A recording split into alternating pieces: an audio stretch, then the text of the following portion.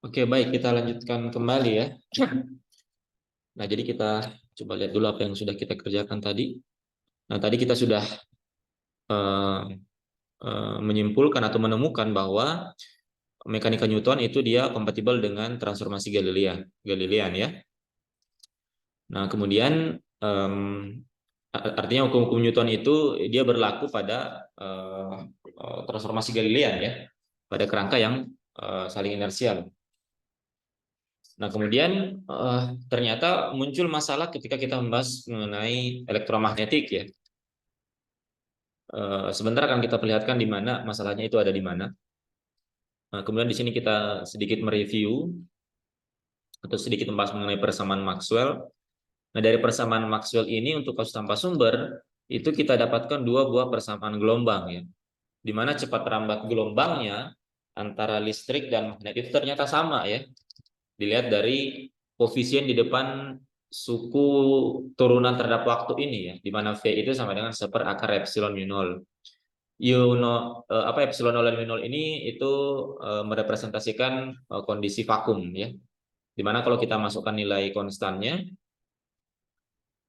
kira-kira kecepatan rambat gelombang baik itu listrik maupun magnet itu ada di kisaran 3 kali 10⁸ meter per second.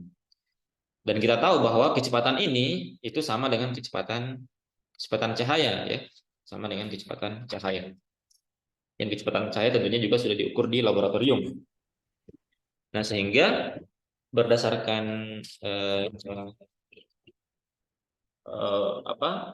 fenomena ini, maka dapat ada dua kesimpulan yang diambil atau ada dua postulat yang diambil dari cepat rambat gelombang ini, bahwa yang pertama, fenomena listrik dan magnet itu dia setara. Fenomena listrik dan magnet itu setara ya. Ditunjukkan oleh kecepatan rambat gelombangnya yang sama. Walaupun arah getarnya itu berbeda ya. Kalau nanti misalkan kalian belajar di teori medan elektromagnetik, kecepatannya sama walaupun arah getarnya itu dia berbeda ya. Jadi arah getarnya itu dia berbeda. Arah getar rambatnya.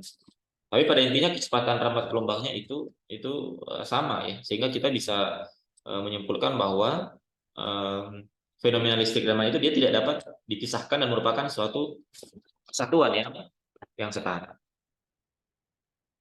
Kemudian postulat yang kedua yang bisa diambil dari cepat rambat gelombang tersebut, bahwa kecepatannya itu kecepatan rambat gelombang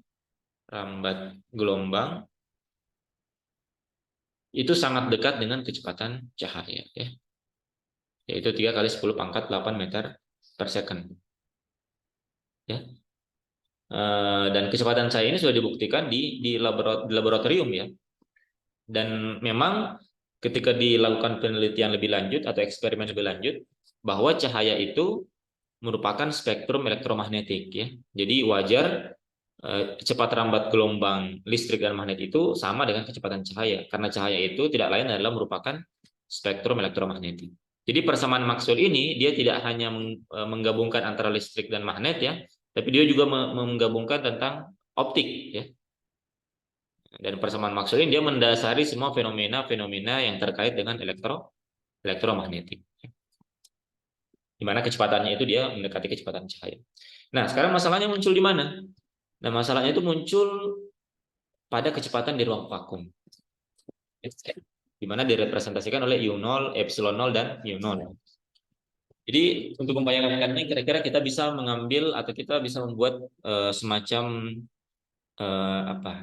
eksperimen dalam pikiran ya. Kita bisa membuat eksperimen atau kita membayangkan kita melakukan suatu eksperimen dalam pikiran. Kita membayangkan ada dua buah pengamat di ruang vakum ya, seperti yang dilakukan di transformasi Galilean ya. Tentunya di transformasi Galilean kita bisa melakukan eksperimen secara real. Nah, tapi kita bisa melakukan eksperimen dalam pikiran kita. Ada dua pengamat di ruang vakum, yang satunya diam dan yang satunya bergerak. Kemudian masing-masing pengamat yang diam dan bergerak ini itu dia mengamati cahaya ya. Jadi mengamati cahaya yang bergerak, di mana kita tahu bahwa cahaya itu kecepatannya adalah Tadi 3 kali 10 pangkat 8 meter per second. Nah, seharusnya menurut transformasi Galilean, maka gerak itu harusnya relatif ya, atau kecepatannya itu dia relatif. Artinya x aksen itu sama dengan x dot aksen itu sama dengan x dot dikurang v ya. Jadi kecepatan, kalau dia mengukur kecepatan cahaya pada kerangka bergerak, ini saya batasi dulu, dia di ruang vakum.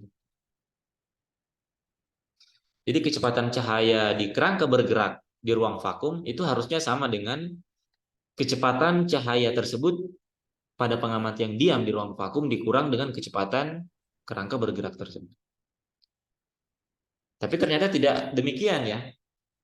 Karena ternyata kecepatan cahaya pada kerangka yang diam dan kerangka bergerak itu tetap sama, tetap 3 kali 10 pangkat 8 meter per second. Ya. Sehingga kita bisa menyimpulkan bahwa di sini cahaya, atau dengan kata lain gelombang elektromagnetik itu tidak kompatibel dengan transformasi Galilean ya. Nah, disinilah yang menjadi masalah ya ketika kita ingin menggabungkan mekanika Newton dan elektromagnetik Maxwellian. Jadi ada masalah ketika menggabungkan mekanika Newton dan elektromagnetik Maxwellian, di mana di elektromagnetik Maxwellian ternyata kecepatan listrik magnet, gelombang listrik magnet itu dia tidak mematuhi transformasi Galilean. Atau dengan kata lain, ketika kecepatannya itu sangat tinggi di kecepatan cahaya, maka dia tidak mematuhi lagi transformasi Galilean. Nah, bahkan pada saat muncul masalah tersebut, masalah ini muncul di sekitar akhir abad 19 ya.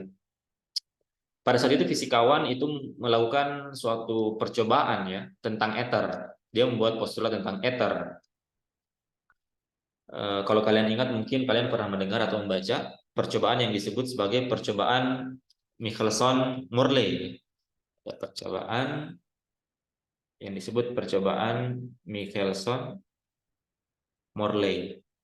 Ya, di mana percobaan ini sebenarnya ingin mendeteksi yang disebut sebagai ether. Ether ini berbeda yang ada di kimia ya. Kalau di kimia itu ada ether juga yang disebut sebagai ether, dan itu real ada.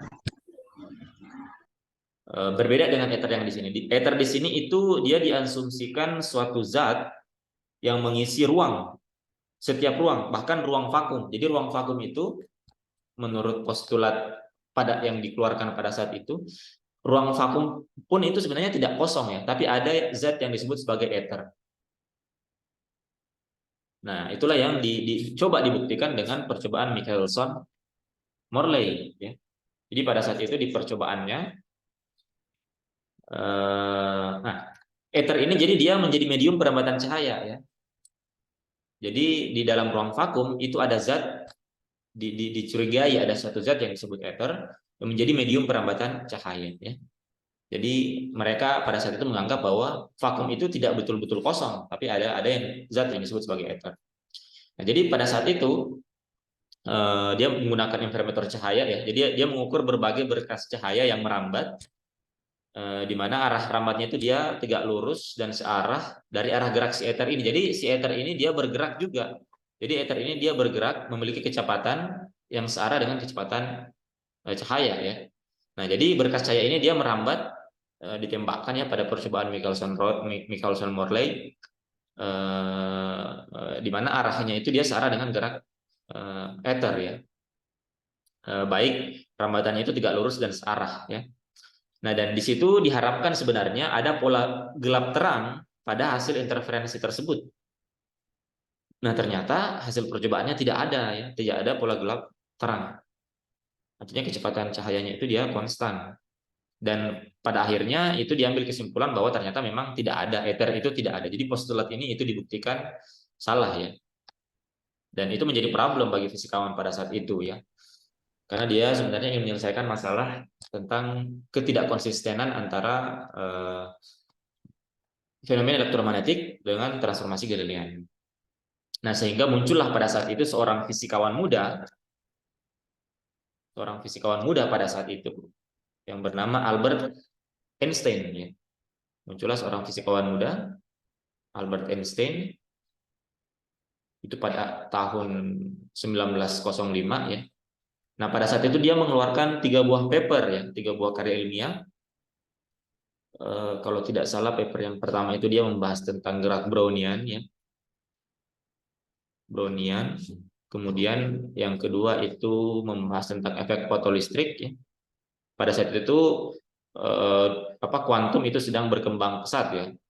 Dan dengan papernya ini Einstein berhasil meraih Nobel ya dari efek fotolistrik. Dan yang ketiga itu tentang gerak muatan ya. Gerak muatan dalam elektrodinamika dari benda yang bergerak, gerak dari muatan.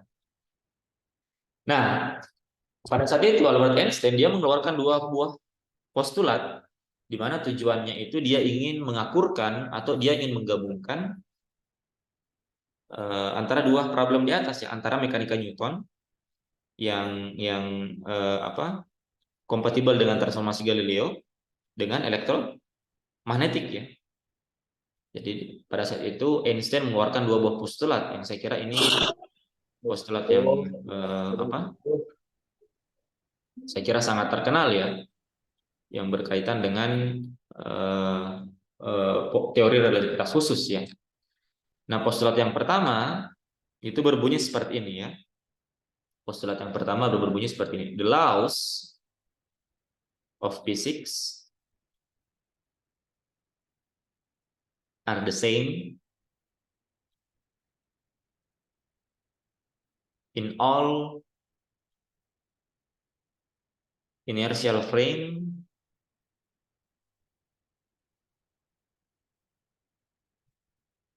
of reference.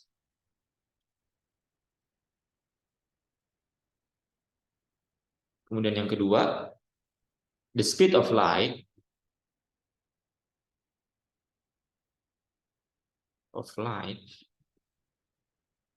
is universal constant. Is a universal constant. Independence of observer. Independence of observer.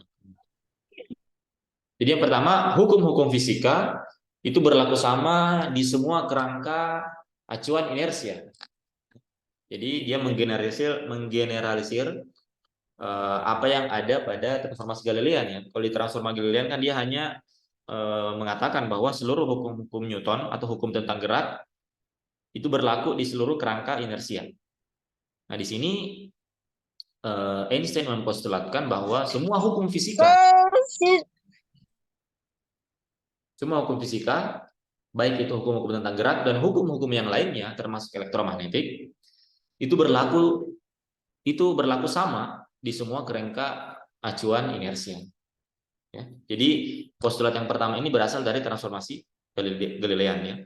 Kemudian postulat yang kedua, kecepatan cahaya adalah konstanta yang universal dan dia tidak bergantung pada observer. Jadi baik pada kerangka diam dan kerangka bergerak, kecepatan cahaya itu konstan sebesar 3 kali 10 pangkat 8. Nah, kalau kita lihat di sini, agar persamaan satu berlaku ya, karena di sini termasuk elektromagnetik, agar postulat 1 ini berlaku, maka postulat 2 ini harus berlaku ya. Agar elektromagnetik itu bisa berlaku di seluruh kerangka inersia, maka kecepatan cahaya itu harus merupakan konstanta yang universal. Jadi harus berlaku elektromagnetik Maxwell ya. Jadi yang pertama ini itu berdasar dari transformasi Galilean, yang kedua ini berdasar dari persamaan Maxwell ya, atau elektromagnetik Maxwellian. Nah, disinilah 2 postulat ini mengkompromikan antara mekanika Newton dan elektromagnetik. Inilah postulat yang dikeluarkan oleh Einstein ya, untuk menggabungkan antara elektromagnetik dan mekanika Newton. Namun yang menjadi pertanyaan sekarang, apakah postulat ini itu konsisten secara matematis ya? Karena kalau kita lihat tadi ya, kalau kita mengingat kembali transformasi Galilean, itu gerak relatif, sedangkan di elektromagnetik kecepatan cahaya itu dia konstan ya, baik pada kerangka yang bergerak maupun kerangka yang diam. Sehingga selanjutnya yang harus dilakukan adalah kita harus membuktikan bahwa postulat ini kedua postulat ini itu konsisten secara matematis. Maka yang harus dilakukan adalah kita harus memodifikasi transformasi Galilean yang ada di atas ya. Karena dia sudah tidak kompatibel dengan mekanika, tidak kompatibel dengan elektromagnetik. Jadi transformasi Galilean itu harus dimodifikasi.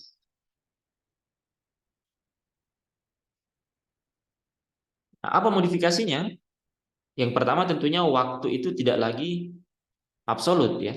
Kalau di transformasi Galilean kan kita memiliki asumsi bahwa waktu itu dia absolut, waktu pada kerangka diam dan kerangka bergerak itu sama, kecepatannya yang relatif. Nah, sedangkan ketika kita ingin memodifikasinya, Einstein memodifikasi transformasi Galilean ini, waktu itu tidak lagi absolut ya. Jadi T aksen itu tidak lagi sama dengan T. Tapi yang menjadi absolut adalah kecepatan cahaya ya. Jadi C aksen itu sama dengan C. Jadi kebalikannya dengan yang ada di transformasi Galilean ya. Kalau di Galilean waktunya yang absolut, kecepatannya yang relatif. Tapi di sini di transformasi yang akan dimodifikasi itu waktunya yang tidak lagi absolut ya. Tapi kecepatan cahayanya yang absolut. Nah, sehingga di sini muncullah yang disebut sebagai transformasi Lorentz ya. Jadi ada yang disebut sebagai transformasi Lorentz. Di mana kalau di transformasi Galilean kita punya X aksen itu sama dengan X dikurang VT ya. Dan ini tidak berlaku lagi ya untuk kecepatan cahaya. Dia tidak berlaku lagi. Maka Lorentz di sini mengambil modifikasi bagaimana kalau suku di ruas kanan ini dikalikan dengan suatu dikalikan dengan suatu konstan ya, sebut saja gamma. Kita punya sekarang persamaan di mana X itu sama dengan X aksen itu sama dengan gamma dikali dengan X dikurang VT. Jadi ada faktor gamma di sini yang merupakan faktor modifikasi dari transformasi Galilean yang dilakukan oleh Lorentz ya. Juga untuk inverse-nya ya. Untuk inverse-nya artinya di sini X, artinya di sini X sama dengan X aksen ditambah dengan VT ya. Tentunya di sini seharusnya T aksen ya. X sama dengan X aksen ditambah VT. Tapi karena di transformasi Galilean T aksen sama dengan T, maka biasanya di sini dituliskan T saja. Dan ini juga tidak berlaku untuk kecepatan cahaya. Maka yang berlaku adalah X itu sama dengan gamma dikali dengan X aksen tambah dengan V T aksen. Nah, T aksen dan T di sini berbeda ya, karena di sini waktu tidak lagi absolut. Nah, kalau ini kita jabarkan, maka kita akan dapatkan di sini X sama dengan gamma dikali dengan X aksen kita masukkan ini ya. X aksen tidak lain adalah gamma dikali dengan X dikurang VT ditambah dengan VT aksen ya. Ini tinggal kita bongkar. Maka ini kita akan dapatkan sama dengan gamma kuadrat X dikurang VT ditambah dengan gamma VT aksen ya. Jadi gammanya dikalikan masuk. Kemudian ini bisa kita bongkar lagi menjadi gamma kuadrat X dikurang gamma kuadrat VT ditambah gamma VT aksen ya. Ini sama dengan X. Nah, yang X bisa kita kumpulkan ya di satu ruas. Ini kita pindahkan ke ruas kiri, berarti kita dapatkan 1 dikurang gamma kuadrat X itu sama dengan ini bisa menjadi gamma V-nya keluar ya. Gamma V dikali dengan T aksen dikurang dengan gamma T. Kurang gamma T. Kemudian berarti di sini kita bisa dapatkan sekarang T aksen ya. T aksen dikurang gamma T itu sama dengan 1 dikurang gamma kuadrat X dibagi dengan gamma V ya. Atau T aksen itu sama dengan gamma T ditambah dengan 1 dikurang gamma kuadrat X per gamma V. Nah, jadi kita lihat di sini waktunya tidak lagi absolut ya. Jadi T aksennya itu sama dengan gamma T ditambah 1 dikurang gamma kuadrat X bagi dengan gamma V. Ya. Jadi T aksen tidak lagi sama dengan T. Setelah kita lakukan modifikasi ya terhadap transformasi Galilean. Ini kita dapatkan persamaan pertama, hubungan antara T aksen dan T. Ya, artinya waktu pada kerangka bergerak dan waktu pada kerangka diam. Ya. Nah, kemudian yang kedua, tentunya kita punya di sini X itu sama dengan C dikali T. Ya. Jadi jarak yang diukur itu adalah kecepatan cahaya dikali dengan waktu ya pada ruang vakum. Atau dengan kata lain, X aksen juga sama dengan C aksen dikali dengan T aksen. Nah, C aksen kita ketahui dia konstan ya. Berarti di sini sama dengan C dikali dengan T aksen.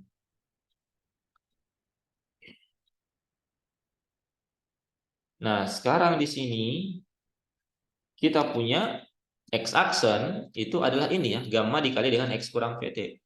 Ini kita sebut saja persamaan 1 ya, supaya memudahkan untuk kita panggil. X aksen kita punya gamma dikali dengan X dikurang VT. Kemudian C, T aksen kita masukkan yang ini ya.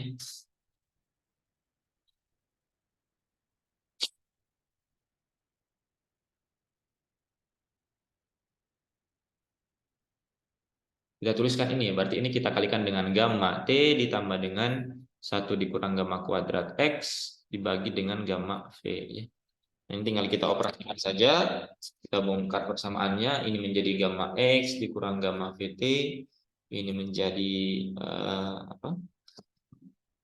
C gamma T, kemudian ini ditambah dengan C 1 dikurang gamma kuadrat X per gamma V ya. Kemudian di sini yang bagian X-nya kita kumpulkan ya. Yang gamma VT-nya kita pindahkan ke ruas kanan, kita punya sekarang gamma X dikurang C 1 dikurang gamma kuadrat X per gamma V. Ini sama dengan C gamma T ditambah dengan gamma VT ya. Kemudian di sini X-nya bisa kita keluarkan, berarti kita punya X dikali dengan gamma dikurang C per gamma V 1 dikurang gamma kuadrat. Ini sama dengan, ini gamma T-nya bisa keluar. Gamma T, C ditambah dengan V. Ya. Nah, dari sini kita bisa dapatkan X-nya ya. X-nya di sini sama dengan, berarti kita dapatkan gamma T, C ditambah V, dibagi dengan ini ya, gamma dikurang C per gamma V, dikali dengan 1 dikurang gamma kuadrat. Seperti ini ya. Kita dapatkan persamaan untuk X-nya sekarang. Seperti ini ya. Atau sebentar, ini bisa kita sebentar. Oh ya, sebentar. Dan kita ketahui X itu sama dengan CT ya. X itu head dulu. Kita punya X itu tadi sama dengan CT ya. Berarti kita bisa tuliskan di sini menjadi CT sama dengan gamma T C ditambah V dibagi dengan gamma dikurang C per gamma V 1 dikurang gamma kuadrat ya. Nah, kedua ruas kita bisa bagi dengan T-nya bisa cancel ini ya. T-nya bisa cancel. Kemudian kedua ruas kita bagi dengan C. Jadi ini dibagi C, ini sama dengan 1. Dan ini kita juga bagi dengan C.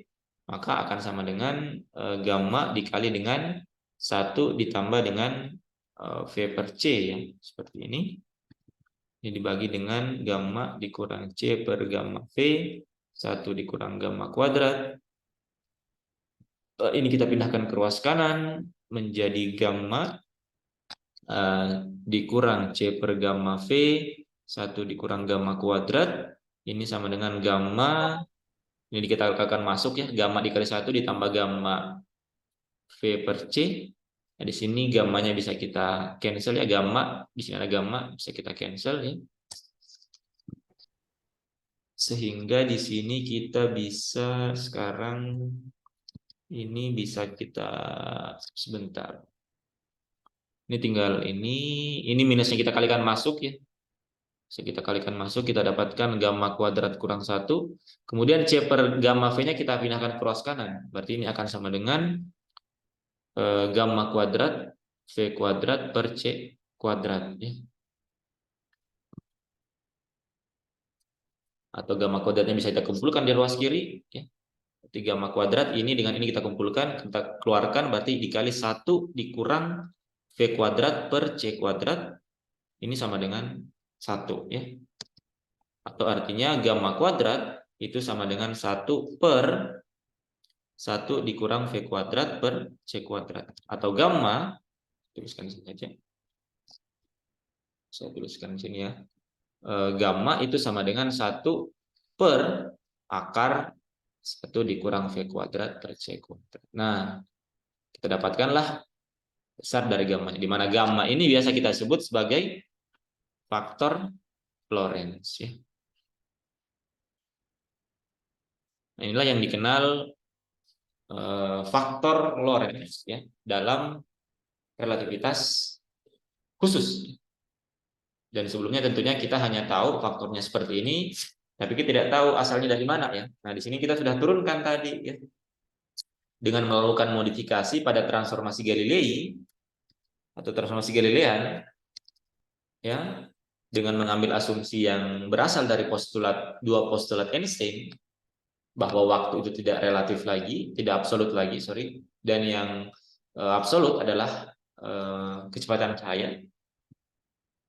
Nah, di sini dengan memodifikasi transformasi Galilean dengan menambahkan suatu faktor di sini, faktor gamma, kemudian dengan sedikit perhitungan kita sekarang sudah dapatkan faktor gamma tersebut bentuknya seperti ini. Di mana ini disebut sebagai faktor Lorentz ya. Artinya ini berlaku umum ya. Jadi transformasi Lorentz ini itu dia harus juga berlaku transformasi Galilean untuk kecepatan rendah ya. Kalau kita perhatikan di sini untuk kecepatan rendah, misalkan untuk kecepatan V yang sangat kecil, V-nya jauh lebih kecil daripada C, maka otomatis ini akan sama dengan 0 ya.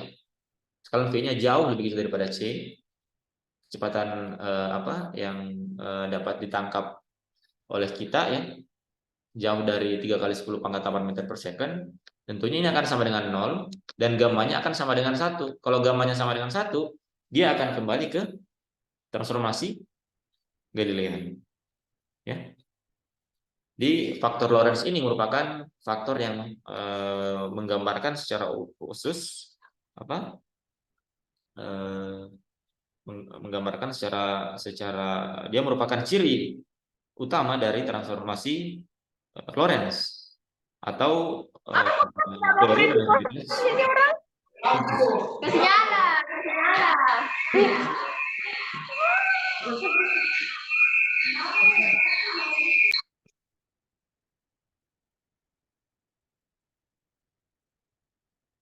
Ini disebut sebagai faktor Lorentz. Nah, sehingga sekarang kita bisa tuliskan sekarang secara lengkap bentuk dari transformasi Lorentz ya. Kita punya tadi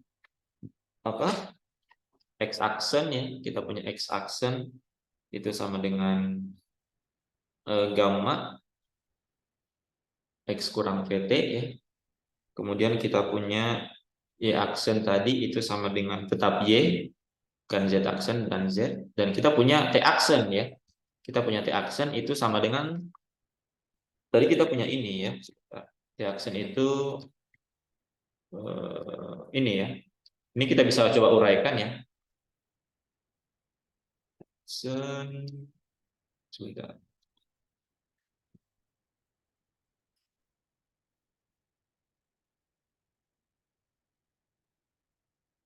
Nah, kita bisa masukkan nilai gammanya di sini ya, karena gammanya tadi kita sudah ketahui nilainya berapa ya.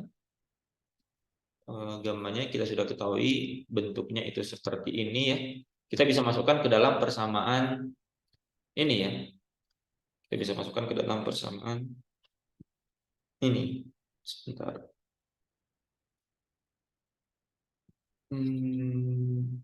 Saya ingin menyederhanakan bentuk dari T-aksen ya, atau saya tuliskan saja di sini. T-aksen itu sama dengan gamma dikali dengan T ditambah dengan 1 dikurang gamma kuadrat X per gamma kuadrat V ya. Nah, perhatikan di sini gamma kuadrat itu sama dengan ini ya. Oke, ini gamma kuadrat sama dengan 1 per 1 dikurang V kuadrat per C kuadrat ya. Atau dari sini itu kita dapatkan 1 per gamma kuadrat itu sama dengan 1 dikurang V kuadrat per C kuadrat. Atau artinya, kalau ini kita pindahkan ke ruas kiri ya, artinya 1 per gamma kuadrat dikurang 1 itu sama dengan minus V kuadrat per C kuadrat. Ya. Nah, ini kalau kita lanjutkan, ini akan sama dengan gamma P dikali dengan T ditambah, ini kita bagi dengan gamma kuadrat ya. 1 per gamma kuadrat kita operasikan dengan gamma kuadrat. Berarti di sini akan menjadi kita punya 1 per gamma kuadrat dikurang 1 ya. Jadi yang bagian ini dibagi dengan gamma kuadrat. Menghasilkan 1 per gamma kuadrat dikurang 1. Ini dikali dengan X per V. Nah, yang ini itu kita substitusikan masuk ke dalam sini ya. Berarti kita dapatkan di sini sama dengan gamma T ditambah dengan minus V kuadrat per C kuadrat.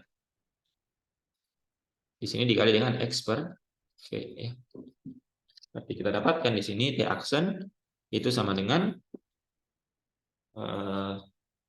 gamma dikali dengan T dikurang V-nya saling cancel ya. Berarti tinggal Vx per C kuadrat ya. Nah, berarti kita punya satu lagi di sini T aksennya sama dengan gamma dikali dengan T dikurang Vx per C kuadrat ya. Nah, inilah yang disebut sebagai transformasi Lorentz ya. Yang disebut sebagai transformasi Lorentz.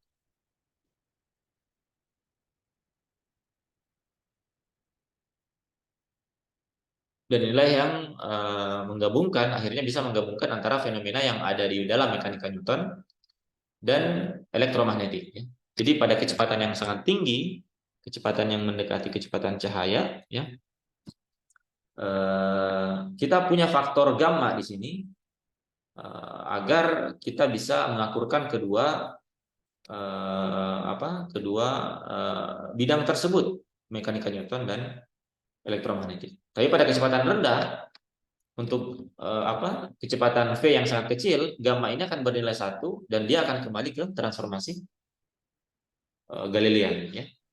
Jadi intinya transformasi Lorentz ini dia berlaku umum untuk kecepatan mendekati kecepatan cahaya, maka berlaku transformasi Lorentz ini. Tapi untuk kecepatan yang sangat kecil dibandingkan kecepatan cahaya, maka transformasi Lorentz ini dia akan tereduksi kembali menjadi menjadi transformasi Galilean ya. Oke, saya kira materi hari ini cukup sampai di sini ya. Jadi kita sudah melihat bagaimana Albert Einstein di sini ya merumuskan teori relativitas khusus, langkah awal yang dilakukannya untuk mengakurkan antara mekanika Newton dan elektromagnetik ya, Maxwell.